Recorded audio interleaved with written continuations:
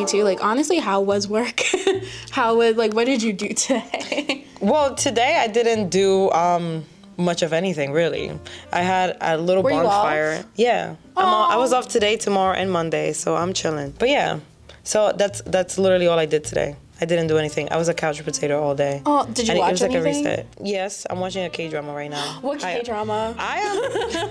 I'm totally watching Hierarchy right now. No, you're not. On Netflix. Oh, okay. Mm-hmm. I mean, not like it's a bad thing, but I'm also watching a K-drama right now.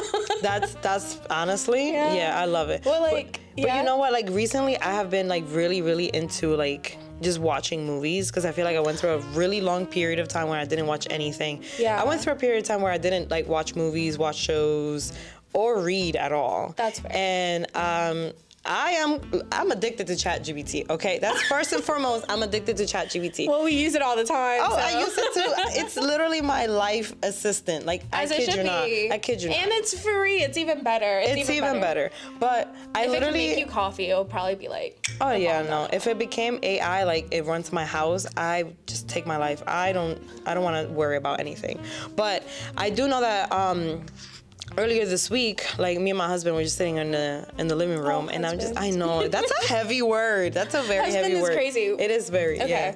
Yeah. But yeah, so point is, we were using ChatGPT, and I was like, Chat, like this is what we want. Like, what are we watching? And it gave me a list, and the one that stood out the most to me was a movie called Coherence. I think it was like released in 2013, something like that. But point is, what is it about? I don't know. Oh my God, the plot, it's insane. Please don't watch it, okay? Like, please don't watch it. Like, the plot, it's literally about the fact that, like, it's a group of friends. I think it's like a handful of friends. I think it's like 8 or 10 friends. And they're over one of the friends' house to have dinner. Movie? It's not a horror movie, but this psychological thriller. It's like a psychological thriller for sure. So they're all here, and there's this like giant cosmic like comet that's passing by, right? Okay. And literally as it passes by, a blackout happens.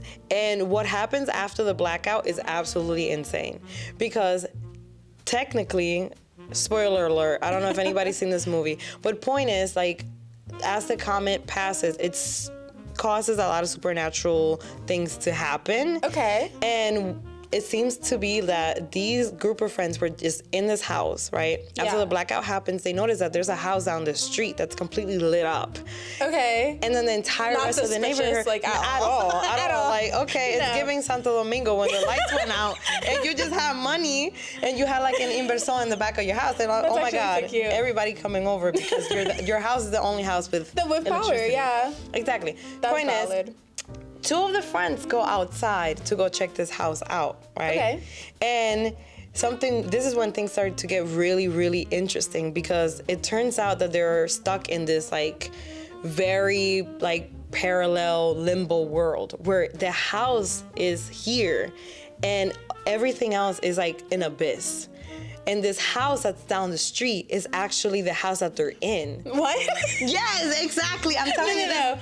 It's completely bizarre. It's so bizarre. Okay, so what's like your final rating then? My final reading is that we follow the story. Obviously, there's a main character in this group of friends, and we're following them around. Point is, there's a million probabilities. I mean, you'll have to watch the movie to find out. Oh, so now we have to watch the movie. You have to watch the movie. At first, don't watch the movie. Now we all have to watch the movie. Exactly, because spoiler alert, once again, it turns out that there's a million of you in each single house that you visit. Like after you go outside, it sends you to a different house and you think you're returning to your original house. What? So exactly. So we're so following. Like if I enter a house, there's just like a billion of me inside of it. No. Each single house is a different house with the same people in it. So like let's say if you and I are in this room and I will go outside, walk down the street, I'm just looking like if I look through the window of the building, it's like I'm looking through a window into this building, but in a different dimension. So it's like a different me. But every single time I step out of the house, I will never come back to my original house. It will send me to a random house in a parallel universe where I also exist. So how do you know who the real you is? That's the point. Okay. So we start following this specific character, and the point of view becomes very altered. So at the very end, there's a huge plot twist where we've been following the wrong main character this entire time. Oh my God. That's cool. Yes. So we're following we're literally following the wrong character this entire time. So it becomes very unreliable as to how the story is unfolding. Isn't that insane? Yeah. And it really got me thinking, because I'm like, dude, like I sat through this entire movie. First of all, they're leaving like little pieces because they figure this out. They figure this mechanism out. So they start each person gets assigned an object. Like let's say you choose a candle and I choose a book, right? And then so that way if we go out and then Libby comes back in, what's your object? Exactly. Okay. Just to try. No, seriously, just to try and figure out if you're the original Libby from this original house. So you're literally gonna have a book with you though. So like if I open the door and you Libby come back, I'm like, oh, you're home finally. Yeah. You're gonna come back with your book in your hand. I'm gonna be like, oh, that's the Libby I know type vibe. Well, that's the thing. You don't know if you step outside, you can come back. So I'll never see you again. You will never see this version of me again. Yeah. So that's why they try to do it more like a word. Like the house itself is an object. So let's say this is the stapler house. Okay. Right? Mm-hmm. But you, Bielka, are coming from the scissors house. So that means when you come over, you're like, what house is this? But that's the reality here. When you go back out there, let's say in your house that you come from, this was never a thing, this was never established, so you don't even have an item. So when you come in and your friends that you think you know are asking you what's your item, you're completely lost. So and they know I'm not the same person and anymore. They know you're not from their reality. So it starts to really get a little like confusing, because at the end of the day, like the main character that we're following her point of view and where her reality comes from. Yeah. But because she's aware of the fact of what's going on, she ends up landing on a universe where the blackout never happened, the comet never happened, but her from that reality is living every single thing that she ever wanted for herself. Oh wow. So another spoiler alert, she ends up taking over, kidnaps herself, knocks herself out, and then literally takes the place of... Where did her old self go? Like, can you just kill yourself? I don't, that's one of the things that they left like hanging at the end. They don't know where the Libby from that... Bye, chica. Yeah, from that, you know what I mean? So it really got me thinking. I'm like, I've been exploring this idea of like what a unreliable narrator, and obviously I went down a whole TikTok rabbit hole, because now that I'm really thinking about it, this happens literally like everywhere. All the time, yeah. And it's literally engraved in like the most common like thing that we've been exposed to in terms of literature or movies in general. Like we were talking about like, you know, like the Hunger Games, like, and how like we follow Katniss Everdeen, and Katniss Everdeen has a very strong-headed mind. Like she's very like, she has her very strong opinions, right? And like Poor Peta indeed. Like she did a lot of people wrong in my opinion. That's actually is that unpopular? I don't know. Probably. I mean, it depends. I don't think that's unpopular. Well, can you imagine a hashtag hate Mitch, or like hate God, or no Peta. Sorry, I hate them all. Actually, no. I mean, no. I really did hate Katniss, and you're right. Where it's like in the book, I think you were talking to me about this concept before, but it's almost like we don't actually exactly know how Katniss is perceiving her outside world, and so therefore she becomes an unreliable narrator. And then I remember vaguely, like you told me about like if, you know, somebody did an action towards her that she would see it completely out of the norm. So like she would almost like twist what was intended. I also think, and this is kind of fucked up to say, but it's also like Katniss I feel like Katniss shouldn't have been the main character that much. Like, I agree. I almost wonder what would have happened if we had like another point of view. But I think that's exactly like how you touched on Unreliable Narrator, because it really is like, who's in charge of the story? Who can say what the story is? Yeah. I don't know. So I think that that's a challenge that like a one point of view, like a first person point of view book faces, because I feel like you're following just the one person. I feel like once a book gets transcribed into a movie, it's a little bit different, because the director has the possibility or the ability to just, you know, like explore other characters' points of view. But Hunger Games specifically, I feel as though they tried to stay true to the book as much as possible. Therefore, they didn't really explore anybody else's point of view that way. Which brings me back to the example of Haymitch, because Haymitch, in all reality, if you look at the universe itself, Haymitch is very caring. He cares so much for Peeta, and he also cares did so much for Katniss. for that duo. He literally did so much. He literally did the most. But it's like, especially in the first movie, like we are seeing him through the lens of Katniss. Yeah. You know what I mean? And I feel like at the very beginning, we get a very negative connotation of who Haymitch is, when at the end of the day, Haymitch is just really trying hard to make sure that they win these games, working so hard to get sponsors and things like that. So, but do we think in this case, like, for example, like Haymitch is being shown in this like negative light in appearance to Katniss, but also like, how do you tell a story without going into the character's head and understanding their precognitions? Basically, like, for example, like, let's say I just walk into a store and I see someone and I'm like, they look creepy, and that's my first thought. And then, like, if I'm writing a book, it would literally say, I walked into a store, that guy looked creepy. Yeah. But even if that guy could have been the sweetest guy ever, he's selling lollipops, he's giving out free ice cream. No, Not thinking about it sounds a little more creepy than it should be. No, I totally get it. That would probably be a red flag.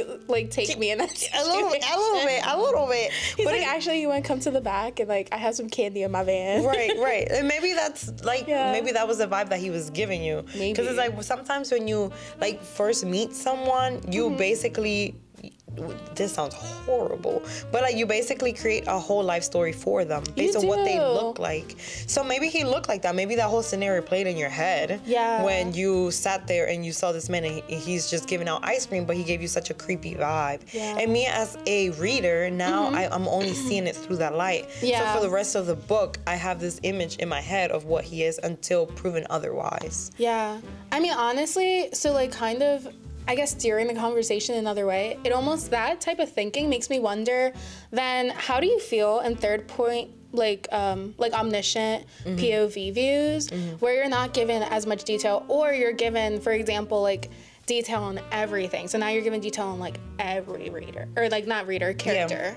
Yeah. So I feel like in that case, it definitely has a very different like effect on your reader. And I think that the only book that comes to mind in that sense is oh my god, I'm blanking out. What is that? It's like the Immortal Instrument. The Mortal Instruments. I tried to see that movie 3 times. I fell asleep every single time. No, it's actually pretty good. It's actually pretty good. I heard the book was. I mean, did you like the movie? So I've only seen the movies. I did not watch the book, and this is where the unpopular opinion comes in, because I did not like that the book is only told in a million different points of views. Everything, like the literature itself, it's being told on a third person basis. And me as a reader, I couldn't get behind that. I couldn't do it. Well, what was it that could you feel like you couldn't keep up with it? Did you feel like you didn't have enough time to stay with every character? Was the unreliability of which every character was saying, was that just becoming almost in a way like too much for you to like fathom? You needed just like one person to like basically not swoon over, but support?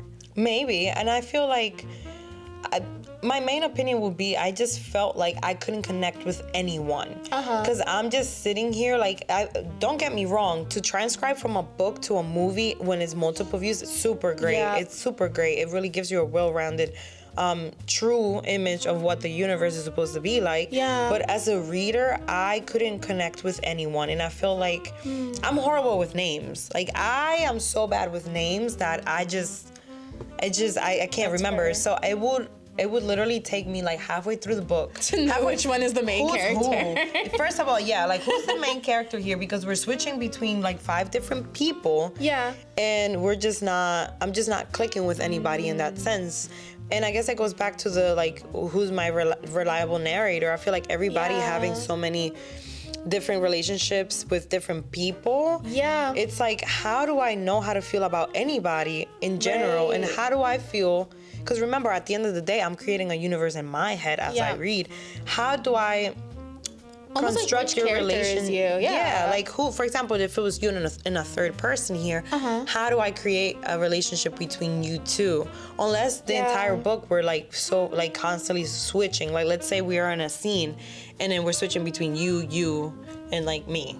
Type of situation, then there I can get a good sense because I'm constantly grasping the interactions between the different characters. No, that makes so much sense. And I think, well, right now I'm also reading another novel called Zodiac Academy, I think. But it basically has 2 twin sisters, both Gemini. So like you have that multifaceted, like if you believe in the Zodiac type stuff, like air energy, they go, it's almost like Fate Saga, like as in the Winx Club. Fate I Saga. love that. Okay. Yeah, right? Yeah. But long story short, it's told in the perspective of these 2 sisters. So like at one point you're like one chapter is one sister, the next chapter is the other sister, and you're flipping in between. I'm not gonna lie, I always forget like twins even exist in real life. Yeah, because you see them so often. Yeah. You don't see them often. No, exactly. And it's like, I mean, isn't that crazy? It's insane. It's insane. And there's definitely way more twins than we know. I know, 100%. Not me being like, it's a conspiracy theory.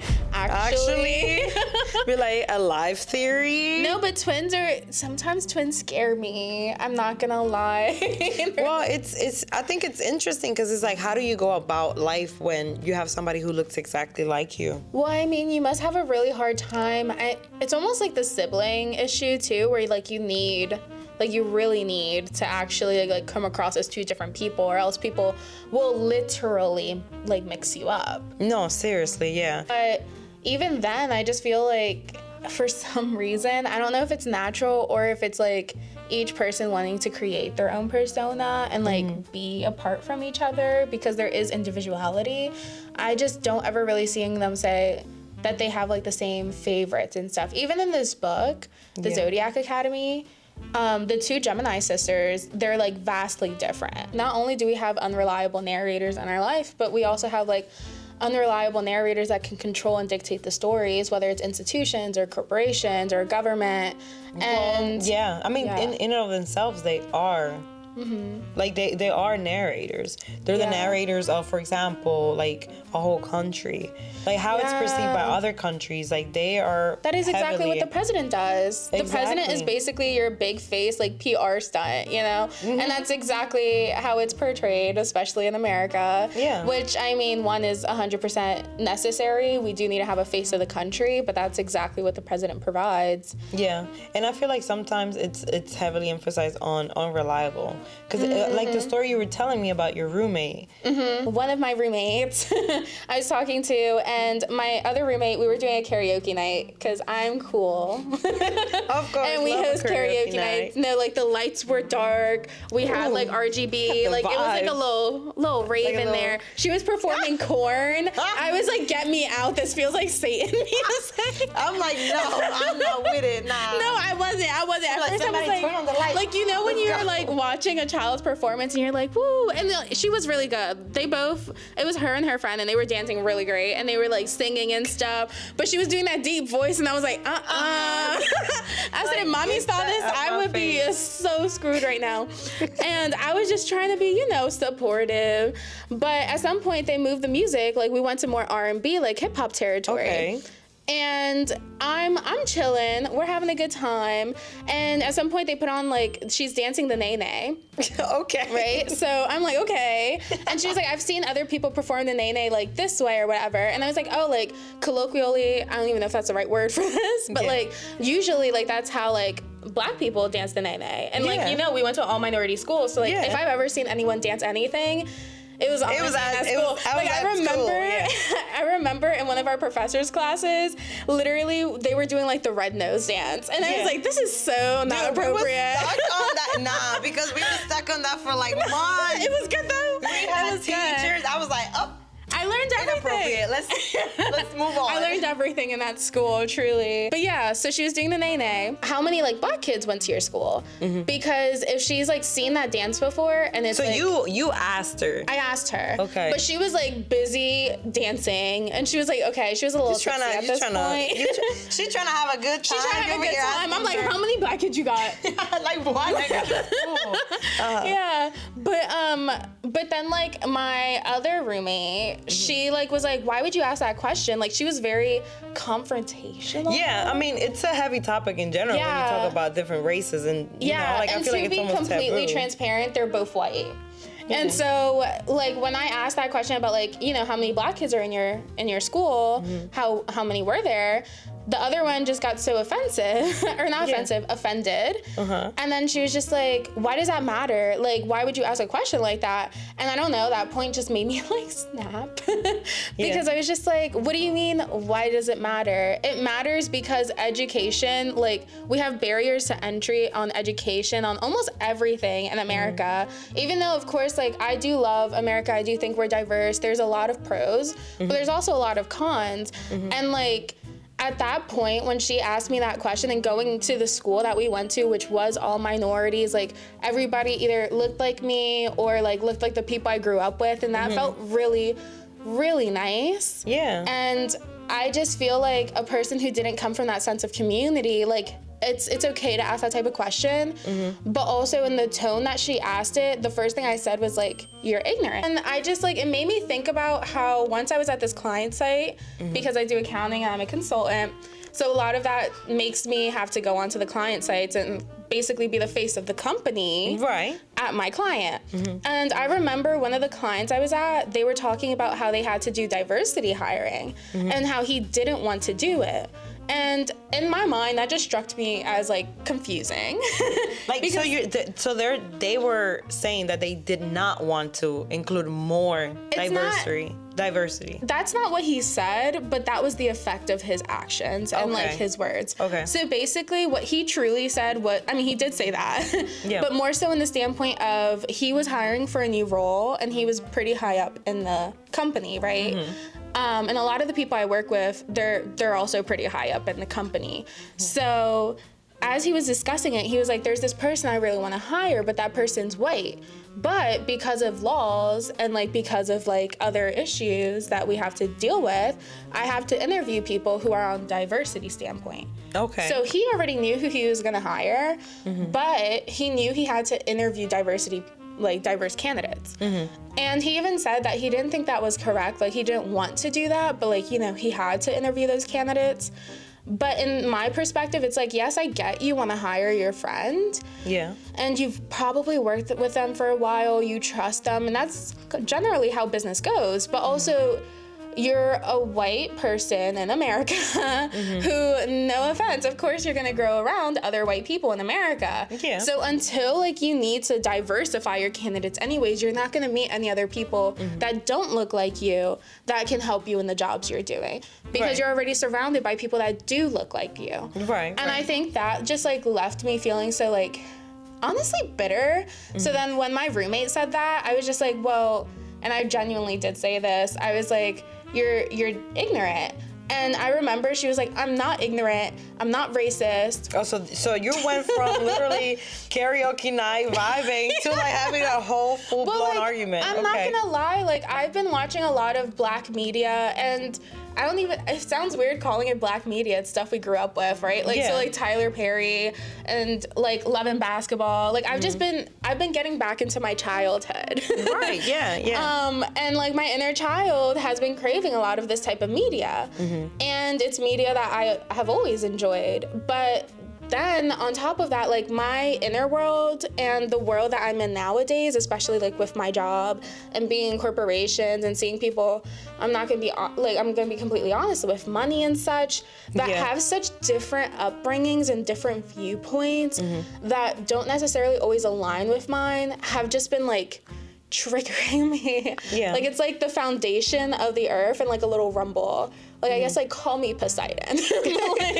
but like, if I am the water under the shores, like, the ground is rumbling. Because I've just been, like, I felt semi-bad because I lost my patience with her a little bit. But also at the same time, it's happening all around us, and it's happening all the time. And I'm really sick of it, whether it's at work or it's at home.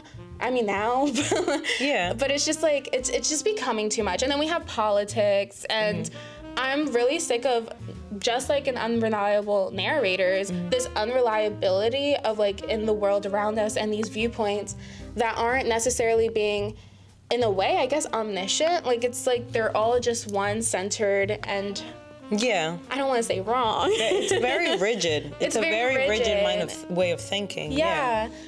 And it's like you don't want to get out of your own shoes or out of your own body to perceive another point of view. And for her, it was like, well, why would you ask about how many Black people she grew up with or she knew? But for me, it's like, because it's important. Like, why wouldn't I? Like, why shouldn't she know any of these people? Right? So, I mean, I'm around white people all the time. You know? So I guess my question would be, because I do know, like the environment itself, because I'm just trying to put your, like, once again, I'm trying to follow this story based on your view. So it's like, I'm Am I unreliable? Am I the problem? Well, you have to think about that as well, because it's like, you grew up around. Yeah. No, that is not what I mean. No, it's okay. So I'm never talking to you again. No. I'm leaving. I'm out.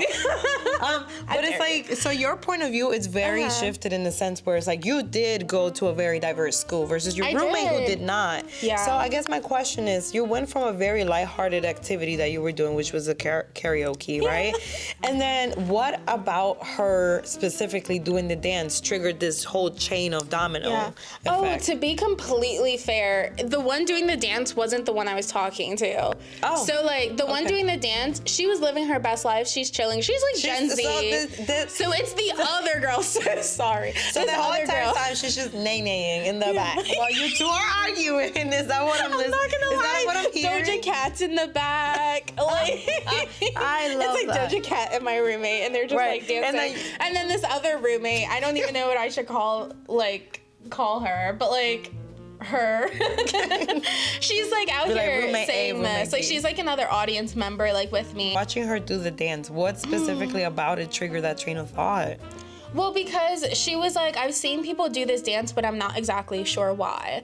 And then in my mind, if I know the answer, I'll just tell you. And like the reason why is because it's like how a lot of Black people do it. So like the reason why you've seen that dance, but you haven't really learned it is because the people you're around all the time necessarily are not Black. But like that's the way that this culture dances it. So that's showing that you're seeing what this culture is doing. But that's what triggered it in me to like, I at first just like asked her and was like, well, this is probably the answer why. But before like we even got into that, my other roommate was like, well, why does it matter? And then when she asked why does it matter, I was like, what do you mean? Okay, so what I'm understanding it wasn't even the fact that your white roommate was doing the dance. It was more like your other white roommate was like, why does it matter if you went with diverse people or not? Which brings to the question back to where like your I don't know if he's your boss, the one that was client in a way, a boss. And that's really. how it ties into the client and how like they're not even making an effort to be diverse. And the efforts they're making are honestly like just superficial, right? I can say all I want, like, okay, I'm gonna look for more, I would say, diverse people to hire, and then I never actually interview any, or like, let's say I do interview diverse people, and I still have like my one friend that I know I'm gonna hire at the end of the day. It's like, we're not actually giving out any opportunities. They're just trying to irreliably narrate. That they're holding this specific image of themselves. Exactly. And like corporations are now being told, and like this is the type of work that I'm getting into now, but corporations are being told to have certain quotas that they reach. So some of that is like, what's the diversity of your board? And the diversity of your board can range anywhere from color to sex. It differs. And right now I think California is the strongest in the regulation process, but other places don't necessarily have all that regulation. That's why a lot of issues have been going into what we call ESG, environmental social governance. Right. Yeah. So tell me a little bit about that, because I know nothing. I literally know absolutely nothing about that. Yeah. Well, it's 3 pillars that a company is supposed to follow in a shape or form. It's kind of complicated right now because it's almost like a list of regulations that aren't actually in effect just yet in America. And so it can range from like your diversity standpoints, your workforce, safety. For example, like one thing I'm very passionate about is the environment. And regulators only regulate a portion of the environment, right? But like, let's say I just released an article yesterday on this legal case between DuPont and this company called Chemours. Chemours used to be a part of DuPont, and they did what's called a spin-off. So like, if you know, in like, let's say in Hunger Games, Katniss, like we see everything in her point of view, then PETA gets his own show. And you know how that's called a spin-off? Yeah. So just like that, companies can spin off. And the reason why this company spun off is so dark in a way. Basically, DuPont, and I've been to their little like, what's that called? It's not a castle, but their estate in Pennsylvania. It was very, very fun. But long story short, DuPont started off as a gunpowder refinery, I'm pretty sure. I went through like the whole history lesson for that tour. French gardens and everything. I'm gonna have to do some homework because I just... Yeah, but that's how DuPont started. And then now, like, you know, they manufacture chemicals. And chemical companies are kind of like a niche in what I work in. So like manufacturing. A lot of like the consulting and like accounting audit I do is primarily from those sources, that and like utilities. So long story short, DuPont started from there, and now like they just create a whole bunch of different chemicals. And then they have a whole bunch of different brands. Anyways, so on a legal perspective, when people started caring more about the environment, because, you know, generations change. And we started caring about different things. In the 60s, it was segregation. And companies had to like align themselves by it or take themselves away from it. Now it's a lot of it is shifting to environmental focus because climate change, the forest fires, a whole bunch of issues on that end. You still have deniers. Which is crazy. But they basically had a company that was even like spilling chemicals into water supply and like having a whole bunch of issues on that front where they were being sued against. So they were being sued with their little company at that point. They weren't spun off yet. And then because they were causing so many issues to DuPont literally was like, okay, well, we need to clean our books. We really can't have this on our name, especially now that like there's actual index funds in places, and it's like a wishy-washy type of thing. It's almost like a whole episode. We need to talk about this. But there's like even places that value, hey, how green are you? Maybe you can be in our portfolio for investing. And because of that, DuPont, such a big company, is like, well, we can't actually deal with these issues. And not to mention, like, we're paying over like millions and millions of dollars on lawsuits. So like what we're going to do, because we're braving ourselves for new opportunities, we're going to spin off this company and basically take ourselves away from it. So now Chemours, the one who's blamed with doing all these issues, although they were like just a child. So like, let's say, like, it's like DuPont had control over what Chemours was doing because it was owned by DuPont.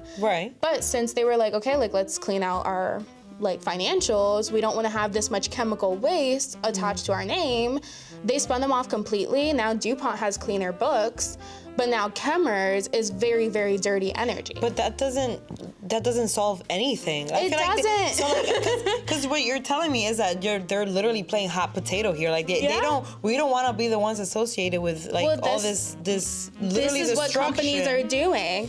Like literally they're like, we don't want to deal with all the pain and issues that we've caused, even though we do have more money than our little child.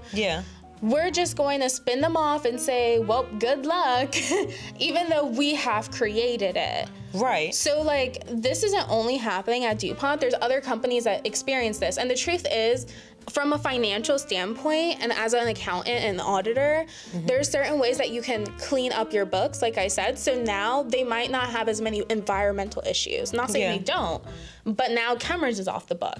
Teflon's off the book, which is like owned by Chemours. Yeah. So like, and Teflon, I don't know if you know, but like had a whole scandal back in, I feel like it was the 90s. Honestly, I wasn't born yet.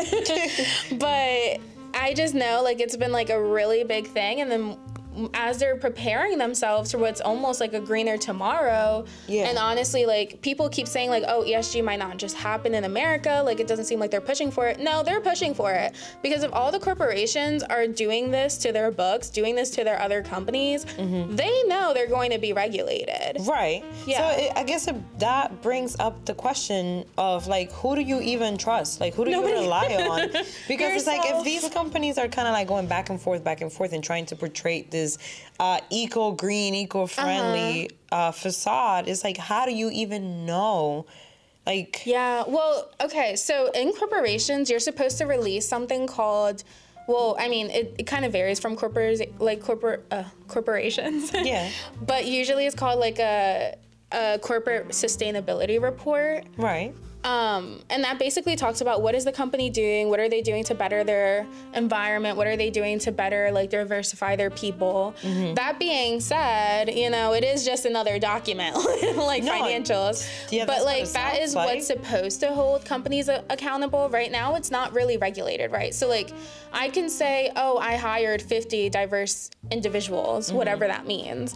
And then nobody can check those numbers. Like, what do you mean you hired 50 individuals? And it's just because it's not regulated yet, it's not being audited, which auditors, basically they check. So if I'm the Cookie Monster, I have 10 cookies in the cookie jar, and then Elmo comes in, actually make me Elmo. I'm Elmo, I come in, I say, Cookie Monster, there's a cookie missing. And he's like, I don't know what you're talking about, with like all crumbs on his face. Right. Elmo, as an auditor, would be like, well, I count 1, 2, 3, 4, 5, 6. Oh, there's 9. They're the fact checkers. Fact checkers. Exactly.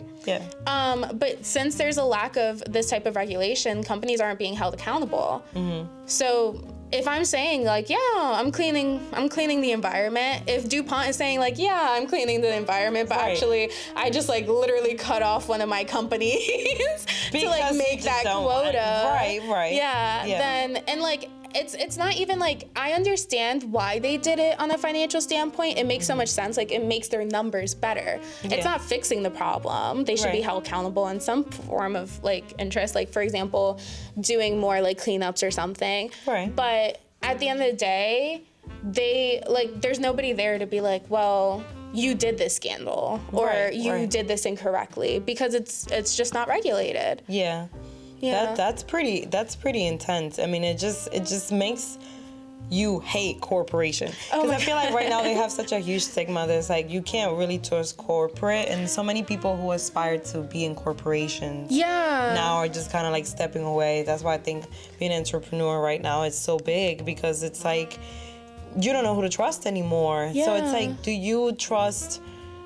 You know, you have to put yourself in a position where I have to trust myself, and if you really want to put your, things, your everything in your hands. And it's harder said than done. But I do think that is where a lot of like independent companies, so you look at indie artists, you look at indie studios, like for example, if we bring it back to movies, I love like almost every entertainment industry, and like because I'm an accountant, I understand them so well now on a business level. But for example, like have Marvel. Marvel was pretty hype. Like it was pretty great in your 2010s. Oh yeah. Yeah, like I mean, you have the Avengers. They're lacking a little bit right now. They're lacking a lot. And the truth is, one, it's like, I'm gonna be completely honest, it's also like corporations are also having a really strong issue with taking changes and actually changing themselves for the like generations that are coming. Like, can you imagine in like 10 more years, you have more Gen Z people working in the workspace? As much as corporations want to be like, oh yeah, well, they're entitled and they're not listening and et cetera, the world is changing. The same thing that happened with COVID. If you're not admiring more of a work from home life, then honestly, your business idea is like doomed to fail, because the truth is the world is changing. Yeah. Whether it's positive or negative. Yeah. It feels like the structure itself, it's very much stuck in the past, versus the people who are actually coming in and working are very much not. Yeah. So it's like, I think there is a huge clash right now between all of that, and it's I feel like I don't know when they're gonna hit their like wake up call. Probably like, never. Like wake up call, like, hey, like this is different. Like things need to change, because you see it more and more. Like Gen Z is not gonna sit around and take things from like management, for example. No. Like they're just not gonna do it. They're more likely to spend less than 15 years in a job than Fulanito, who's been working here for 35 years. No, yeah. You know? And that's just not the reality anymore. Unless these corporations create an environment where, you know, like it's decent to work for, they're not going to be able to keep anybody for that long. We talk about sustainability a lot in corporations. I mean, not corporate. Well, yeah, in corporate in general. Yeah. But I meant to say, like, in environmental regulations, we talk a lot about sustainability. And I think what people don't realize is that sustainability isn't only like, hey, are the trees staying green? It's also like, hey, is it sustainable for us to do this work 24/7 for our people to be treated incorrectly? Like, I think you work in nursing, right? Yeah, like especially in the healthcare, it's been very difficult. And like, is it sustainable? It's definitely not sustainable. I think that what's only keeping it sustainable is the fact that you'll never run out of sick people. So that's one. But I feel like right now, like, you have so many people who take a lot of pride in their work. Yeah. People who come to work, I strongly believe if you are like a healthcare worker, it's because you generally like people. Right. And there's people who literally bust their asses to just, you know, provide a lot of care and a lot of decent work. Yeah. And management has just been making it very difficult. Yeah. You know, when it comes to like even as simple as your paid time off, time that you've put in that belongs to you, they make it so difficult for you to be able to use it. It seems like these corporations, these big hospitals, are just too focused. Are corporations in America. Exactly. They just put themselves in a position where all they care about is their image, and they're starting to care less about their actual workers. Yeah. And it's becoming a huge problem because their focus is starting to deviate away from their actual people who are nurturing others. Yeah. And then almost like my hope for that is that we create more, I mean, and this is incredibly difficult because hospitals are pretty difficult to emulate financially just because there's a lot of money that needs to go into them. Oh, yeah. But in a standpoint, I almost wish we would create more independent hospitals. I mean, I guess those are private hospitals. And they also have their pros, they have their cons, and a lot of those are corporate. But it just brings me back to the notion of Marvel again. So like I said, they had this really great time during the Avengers, and then afterwards, like after, you know, they switched out Chris Hemsworth, right? Or I think so. Or Chris Evans, one of the Chris's, they're all the same. Yeah. But like after they started switching out their actors, because of course the actors need to go somewhere. Like they've been working on these roles for 10 to 20 years, 15 years. I mean, I have no concept of time. But like these corporations and all these films that they're making are getting slightly less and less like more beneficial for their audiences, because you also have directors who are leaving. You have screen people who are leaving, people who are just like, I'm not going to keep conforming to these corporations' rules. They're treating us like trash and we're doing all the work for them. We're giving them the money. And like a lot of corporations forget that it's their people who make the money, not them. And so like they'll just impose all these rules. They say, well, like, sorry, you can't take PTO. And they'll make it miserable where you have people slowly leaving more and more. And then you have these up-and-comers, like these studios. Like, for example, do you know A24? I do not know. I love A24. A24 is an independent studio that relies on making artistic films. Okay. So that's films like, have you heard of Hereditary? Yes. Yeah, okay. Really good movie. Okay, yes. or Midsommar. Yes, yes. Okay, so both of those are from A24. Oh. And basically A24 is like just a studio. You know, they have their people that make films, they have their actors. I mean, you get contracted for every job. But long story short, that's what an independent studio has been creating with like less of the confinement of such a big house, just like Marvel. Yeah. Which is now owned under Disney, if I'm not mistaken. Yes, it I'm is, pretty yeah, sure. yeah. So like now you're following Disney's corporate rules. Yeah. And like it's just the rules of corporations, especially when you have the people at the top who are not making any changes, that like aren't giving you the opportunities you need to actually diverse your portfolio and grow. Yeah, and I feel as though that's why sometimes you feel like compared to the movies that we used to have, the movies that we have right now are like nowhere near the quality that they used to be. I feel like there's a sense of repetition. Like they're, you know, like I think we talked about this before where like these studio corporations are so scared to step away from what they're already used to filming, the stories that they're used to filming. You can see it right now with Disney. Disney is so focused on including like these live actions of movies that already came out.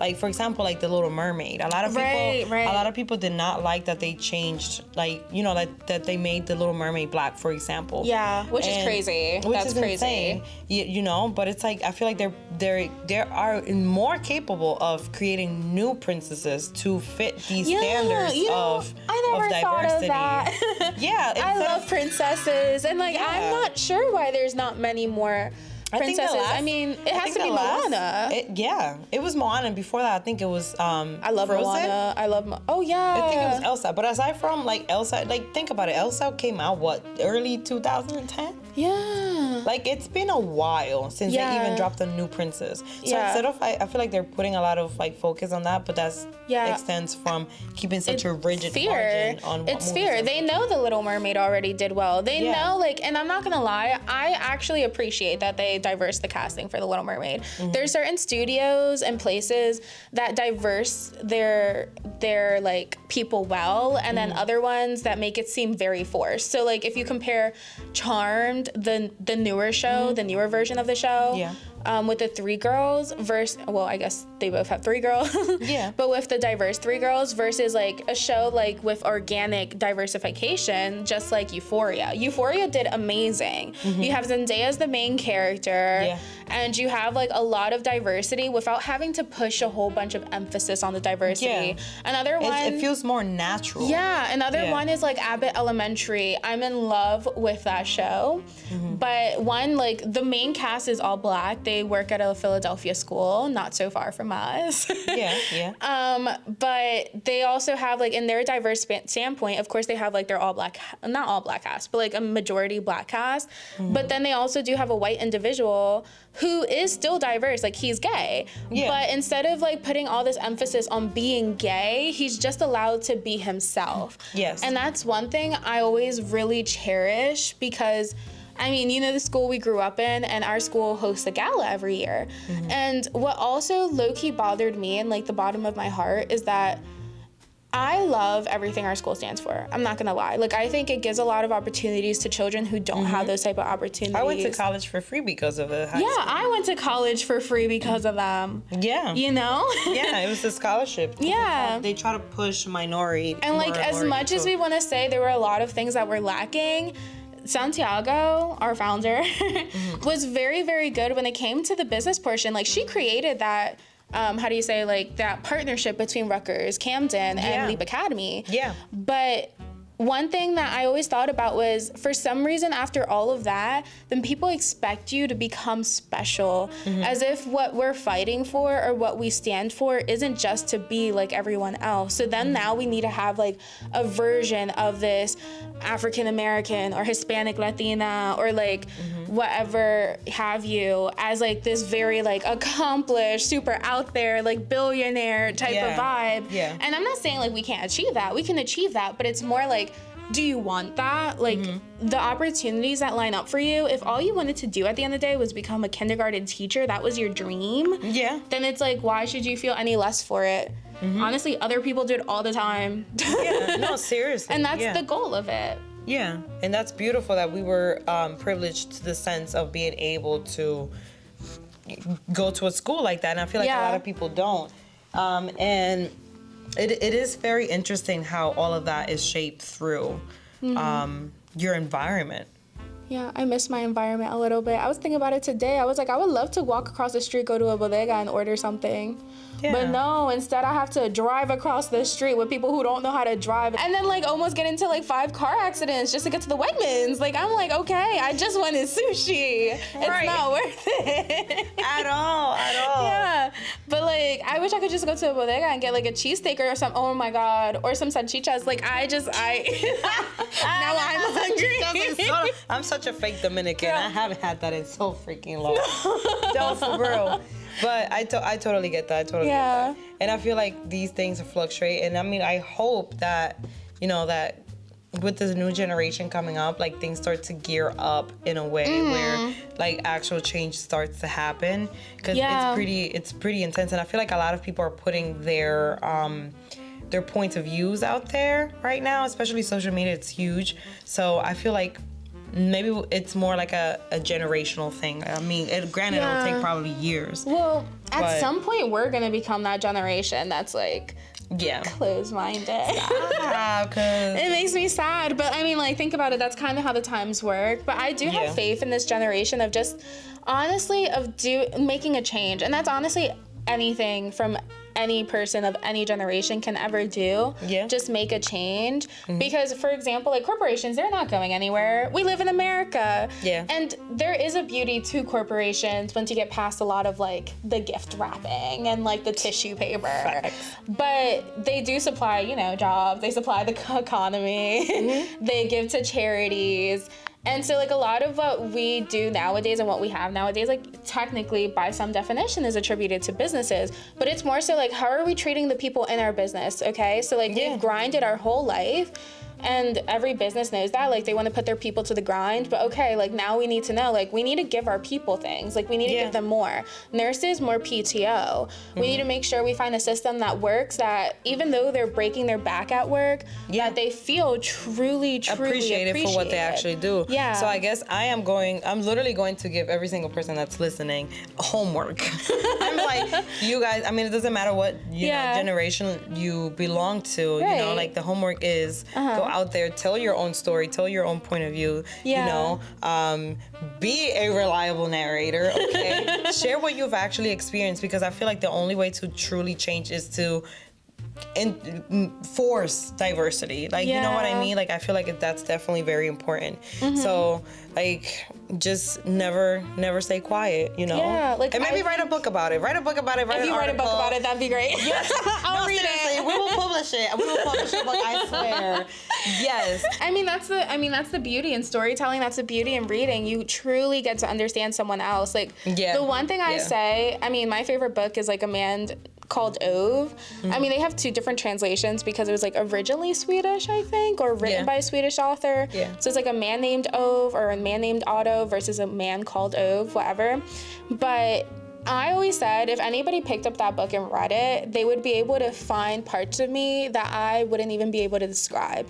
So when you read, you get on a transcendent like journey of being able to understand and appreciate things around you in ways that you would have never been able to see them before, because you're looking at the world through a different lens. Exactly. And just that's like why, watching film. Exactly. And that's why it's important. I feel like it's definitely important for everybody to share these stories, for sure. So it just makes you well-rounded. I mean, that's what literature literally is. Literature, it's literally just getting these ideas passed on in a way where they are permanent. You can take the opportunity to become your own reliable narrator.